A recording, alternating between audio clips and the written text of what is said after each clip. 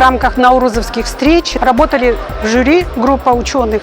Приятно, что дети делают все для того, чтобы помочь. Проекты, которые помогают человеку реабилитироваться. Для слабослышащих, для слабовидящих, для тех, кто получили травму. Последние 7-8 лет робототехника развивается. Уже видно, какие наработки большие. Дети работают, вообще начиная там с 8-7 класса. Представляете, к 12 классу они сделают какие открытия.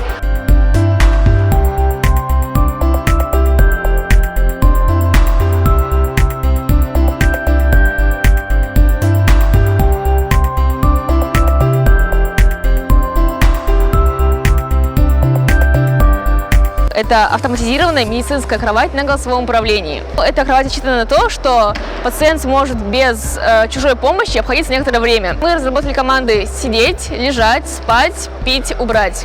При команде пить поднимается на автомате верхняя часть кровати, и с помощью вращения этого моторчика поднимается стаканчик с водой на определенный уровень.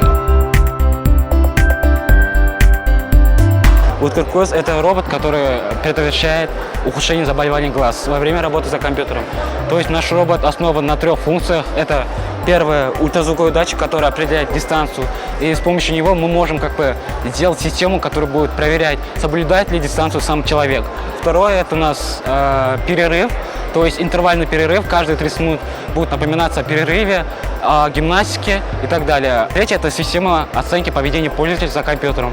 То есть робот будет собирать данные, анализировать и потом предоставлять данные самому пользователю, чтобы пользователь мог узнать, когда, как и где ошибся.